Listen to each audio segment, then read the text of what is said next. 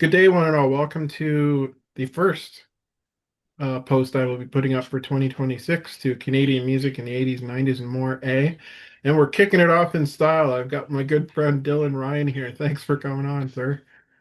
Pleasure to be here, Alan. Um, First of all, let's talk. You had a busy 2025. What were some of your, I know some of them, but if anyone who doesn't know what you're doing, like what was some of your highlights of 2025? Well, I think like any other year, it's just keeping busy and keeping the momentum of what you're doing going. And because I don't do too well with too much downtime, but yeah, it was a great year. I played just over 100 shows between everything that I do. Uh, Obviously, the award that the band was given for Mhm. one of the best English original artists in New Brunswick. That was super exciting and something we didn't see coming at all. And you know, you were at one of these shows, getting to go on tour with Grapes of Wrath. That was a complete honor and just an awesome time. So for the new year, it's just I would say more focus on working on a new record, and there'll still be lots of shows because that's what I do for my livelihood. Yeah, I guess that's you can't ask for much than being busy, I guess, with throughout the year with shows to do, no Yeah, matter what it is you do. And yeah, I guess that's where I saw you, the Grapes of Wrath. Like, that must have been an awesome honor to tour with a band like that. Um, but new material, that's what I'm looking forward to. Have you got material ready already? yeah. I've been demoing stuff the last few months, and I'm getting. It's kind of almost going to be like a little bit of. It's going to be an eclectic album. Like uh, band members will be involved on certain tracks, but it'll be more like a solo record. That's some of it will be acoustic, some of it will be Right. electric, and having different guests on certain songs. And so I'm trying to make a bit more of an eclectic record. This will be my fourth release, but my third full length. Well, actually, no, fourth full length record, and I think there's just a conscious effort of not wanting to make the same record over again. Just trying to move forward with still embracing everything that people have come to know and love about what I do.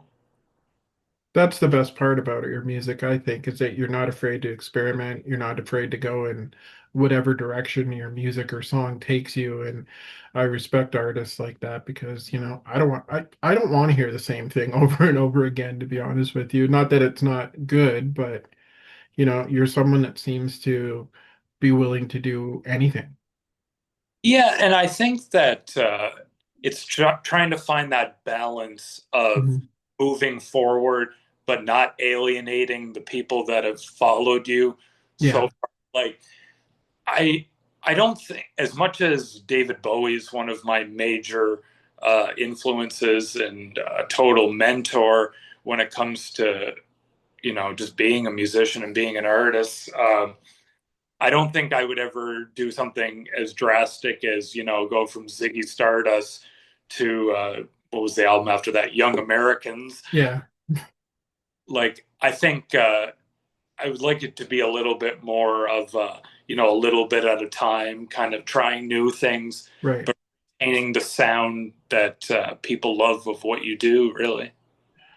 And that's yeah, that would be a difficult thing to do because Bowie's definitely gone from one spectrum to the other in his career, and even a band like Rush has done that. Like they've really not been afraid to experiment, and they might have alienated some of their fans that like the kind of classic rock sound when they went all keyboards and stuff in the 80s, which I still thought was awesome anyway. Yeah, I think Rush had to do that to survive, and I think a lot of bands that were hugely successful, they kind of had to adapt to the time to survive a decade. Like you look at like Kiss, like in the 80s, I think it was pretty mandatory that they take the makeup off, kind of maybe adapt to a little bit more of Right. the hair bands that were going on at the time. And I guess that's how you have a career. But, uh, since I'm not a famous artist, so I have a little bit more freedom of where I can go with that. Yeah, like even when we were talking about Rush when they went with the keyboard stuff, I mean they did Time Standstill with Amy Mann from Till Tuesday. That's a total step in a different direction for a band, what they did in the past. It's funny because I only learned that like maybe like a couple years ago that was Amy Man. Oh, really? Yeah, I never knew. No, it's crazy. Like, I mean, and also that Alex Lifeson played the guitar solo on Crying Over You by Platinum Blonde. Like, And no, I think Rush did the smart thing, you know, adapting to the technology at the time, and Alex Lifeson was kind of playing guitar in more ways than like you could start hearing influences of like Andy Summers from the yeah, Pops and that kind of thing. And I think it's important to take a look around at what's going on around you and acknowledging like, oh, there's something really great going on here. Never to copy it, but yeah. there's to be taken from many different places. Yeah, and I guess a band like Rush is always like, what? We won't have any top 40 hits with this? Oh, well, not like we had a lot of top 40 hits to start with. Yeah, that's what I mean. I think a band like that probably had an awful lot of freedom in a certain way because being a cult band, people are going to follow you. And you take a album like Permanent Waves, I think that was the kind of the perfect balance of the rock era of that band, kind of bridging the gap into what they were going to do. Right. Yeah, that makes sense. So this is turning into 26 is looking like as a fan, like which you are because that's how we get along, I think, because of Right. our just being total geeks about music. It's turning into a pretty big year for, Rush coming back, Triumph coming back. I think the Guess Who were touring again. Yeah, I could Guess Who and Moncton. I'm super excited for that. So yeah, like I mean, so and you had a big year last year. You got to go see Oasis. Yeah, I mean that was like the pinnacle of everything. Like I think for me, it's really crucial going to concerts of bands that influence what I do because, you know, I think I've said this to you before, but it's important that you never lose sight of just the idea of being a fan of music. Right. Like, like without naming names, I find a lot of artists like they get so hung up on their craft almost, and it's almost becomes a detriment because you're not listening to as much music, you're not discovering music, you're not you're not being influenced enough. Yeah, and you can't forget that because I mean, there's a reason you started in the first place, right? Yeah. Yeah, whenever I meet someone and they kind of brush off, like you ask like what are you influenced by, and they kind of act like it's a derogatory question, and they'll say like, oh well, we're kind of trying to do something fresh. I just think that's like the most arrogant answer. Like I think that you should wear your influences on your sleeve, and because undeniably, like if you are an interesting person and an interesting artist in your own right, I mean, your influences are going to come in there, but ultimately it's just going to sound like you. So there's really nothing wrong with that. Yeah, but I mean, the one thing that I wouldn't, I mean, I understand how someone at a musical level might be tired of hearing that question, but I mean, it's the difference between someone like me or the average person on the street. They might be influenced by a lot of music, but Right. someone like you took it that step further to start playing music and writing your own music, which is something I haven't done. I wish I could do, but I have a respect for someone who just went further about it, you know? Totally. No, it's easy to get maybe bummed out like when you get compared to the same bands all the time. Yeah. Like, most of my uh most of my career I've people have said, "Oh, they kind of sound like The Cure, or they sound like the Smiths," and I still embrace that to this day because I don't think we don't sound like a carbon copy of that, but Oh. I'm happy that people can make that connection and make they it's kind of it's just their reference point for it, right? Yeah, I don't think there's anything wrong with having a bit of that sound in your music. Like there's nothing. I think that might attract someone to a new artist, maybe because they do sound a little bit like somebody that they really like. Like if somebody sounds a bit like the Smiths, that might make them go, "Hey, there's a new band to pay attention to."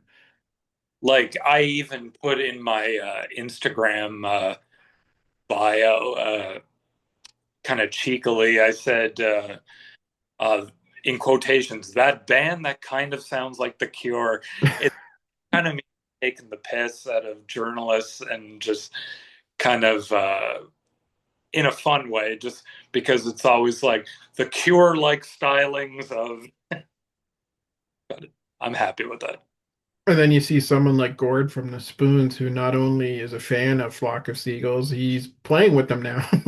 Right. That's amazing. Like, I mean, how often do you get to do that? Like, get to actually, be in the band that you're a big fan of. Yeah, that was something I didn't know about until I saw them live at the '80s club tour, where it was Spoons and Flock of Seagulls, and I was just like, oh, geez, I had no idea.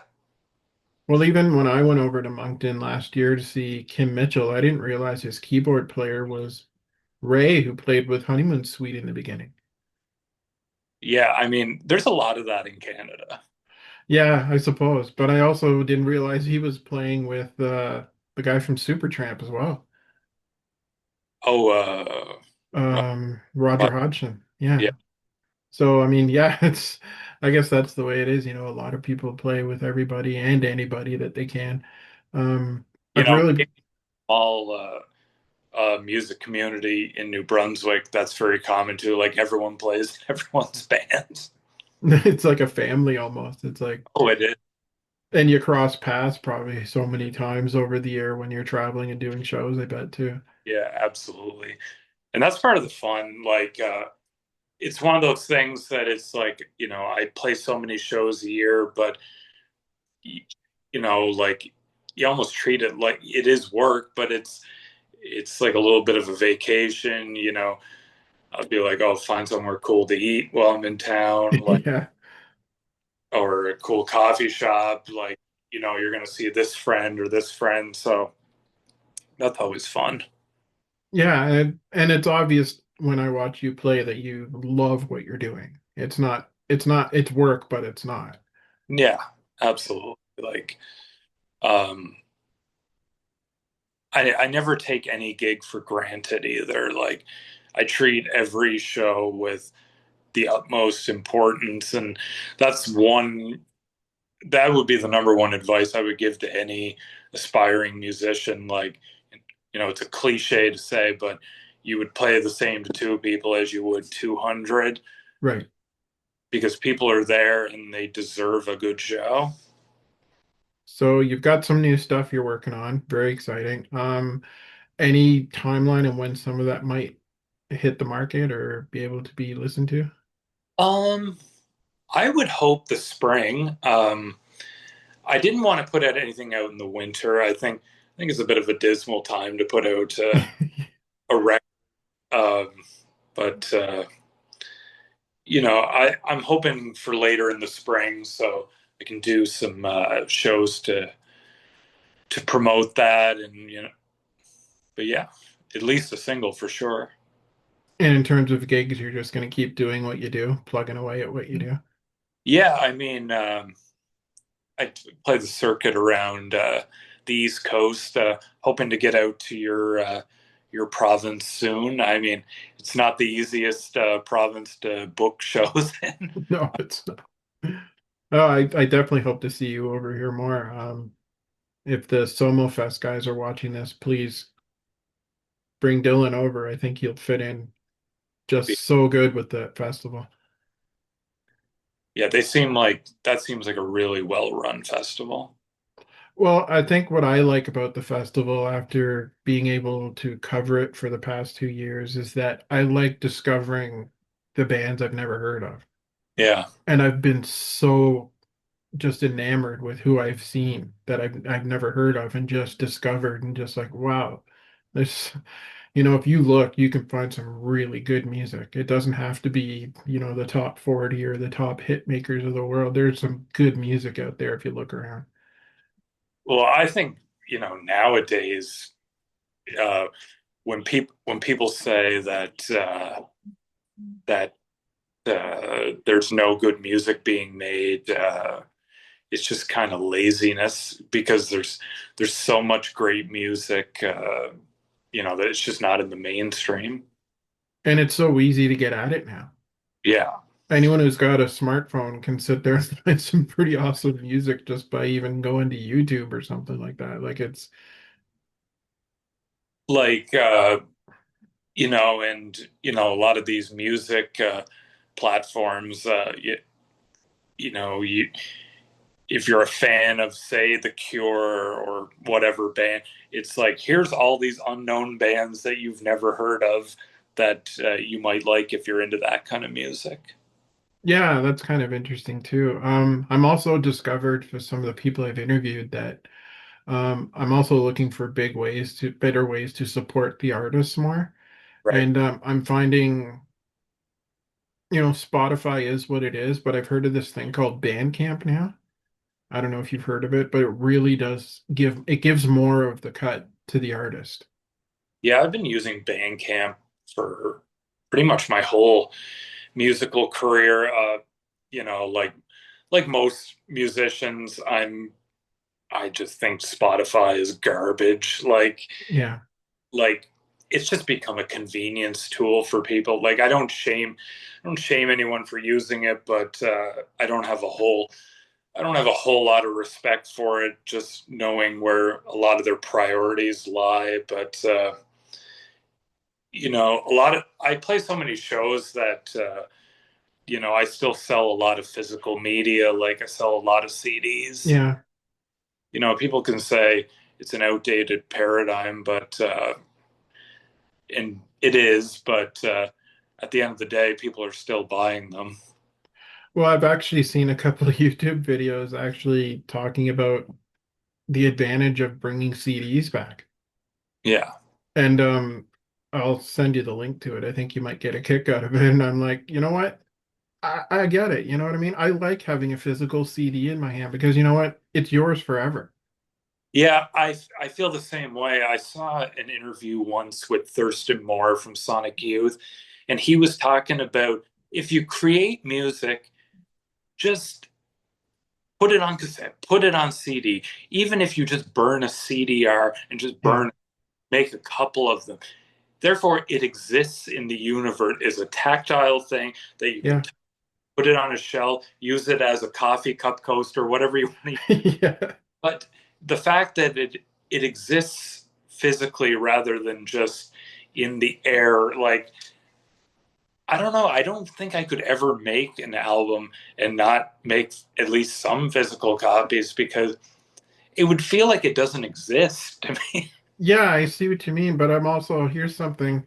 You're in the Maritimes. You remember a little thing a few years ago called Fiona, the storm, the hurricane that hit the Oh yeah, Maritimes a few years ago? We were 6 days without any way of getting on the internet. right. But you know what? I have a boombox in my living room with a cassette player, a radio, and a CD player. Guess what? I can take any physical CD and listen to it whenever I feel like it. I don't have to rely on the internet. I don't have to rely on how good my streaming is. So I find it still great to have. Yeah, and I love the commitment of it's funny because my phone right now that I'm talking to you on, it's laying right up against the CD. But no, I just like the idea of just putting on a CD or putting on a vinyl and the commitment of just sitting through and listening. I think the urge to skip songs is way easier when you're on Apple Music or Spotify. Yeah. I like I love the art form of an album. I will take that to the day I die, that it's important to have an arc of a story that you're trying to convey, like the sequencing of what order you put the songs in. It's Right. all goes into the package of how the artist wanted you to hear that music. And obviously, singles have a place in the world, but I think that is a separate thing to an album. Even the artwork that comes with it too, like don't you associate certain bands and certain songs with an album cover that you I mean, I'm 34, turning 35, and when I first started buying music, it was in the early 2000s, and there was a CD Plus here in Miramichi, and it used to be called Records on Wheels. hmm And I used to like it seems like such an old school concept, but I didn't have the internet at the time. So I would just save lunch money. Like it just seems like and I would save lunch money and buy CDs like once a week and I was buying so many that the guy who managed that store, he started giving me a staff discount. I was only like 11 or 12 at the time, but it was a way for me to get more and more music. And there were a lot of times that I just bought an album because it was affordable and the album art looked intriguing. Like I would get intrigued by the album cover. I'm like, this looks interesting. Then I would ask the guy what it sounds like, and he would either uh, give me like a brief overview, like, oh, it kind of sounds like XYZ, or he might have had like a promo copy in the store that he would play a song or two over the speakers for me. So I think that I like to try and celebrate the mystique of music like that. right. Yeah. The other thing about CDs in that video I was telling you about on YouTube about the advantage of CDs is like if you wanted to start collecting now, it is so much cheaper now. Like you can go into Value Village and buy a pile of CDs for like $1 each. Oh yeah, I always check that out. Like it's also like in the summertime. My dad, he's big into yard sailing, and Yeah, he'll go to yard sales and he'd be like, "Here, I got you a good haul," and it'd be like a stack of CDs. You that's know, awesome. yeah, like he's been doing that for years. Like I actually have no room for all my CDs anymore. I have a few But thousand at this point, but and the other thing is if you're going out like I like to do and discover new music and you buy CDs right from the artist, like chances are that's not available on iTunes or Spotify, and it's something that, you kind of got a rarity there. right. No, and we can get into debates about sound quality, and I'm, I'm not that much of an elitist when it comes to thinking that this sounds better than this. As long as Yeah. it's like pretty good, I'm fine. You know what I mean? Yeah, and I've always thought a good pair of headphones make anything sound good. Exactly. I mean, but I will say that a lot of the streaming sites, it's like a lot more kind of compressed sounding, and Yeah. you're always going to get a better sound from physical media.